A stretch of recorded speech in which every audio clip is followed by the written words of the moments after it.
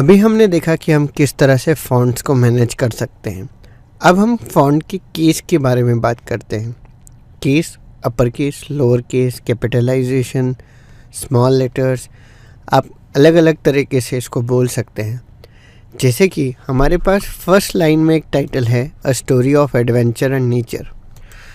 मुझे चाहिए कि ये पूरा कैपिटल में आ जाए या अपर केस में आ जाए।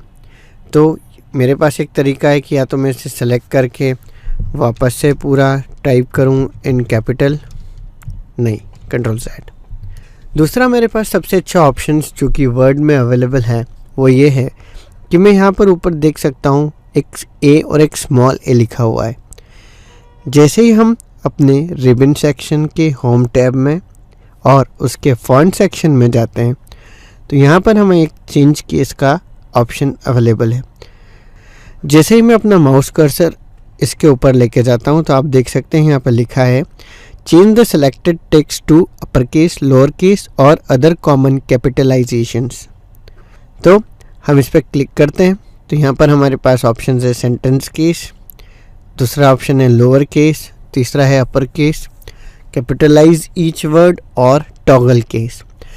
अभी मुझे इसे अपर केस में, क्योंकि हमने जैसे अभी डिसाइड किया था कि मैं चाहता हूँ ये पूरा अपर केस में आना चाहिए, तो हम अप्लाई कर देते हैं। तो आप देख सकते हैं ईजिली पूरा जो वर्ड था या पूरा जो भी सेंटेंस सेलेक्टेड था वो कैपिटल लेटर्स में आ गया है।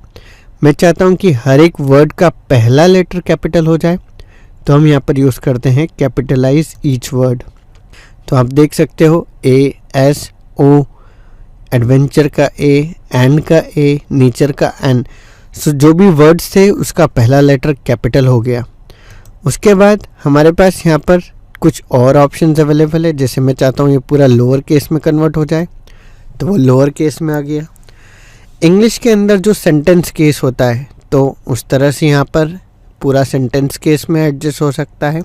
और एक होता है टॉगल केस। टॉगल केस मतलब कि पहला स्मॉल, बाकी सारे कैपिटल।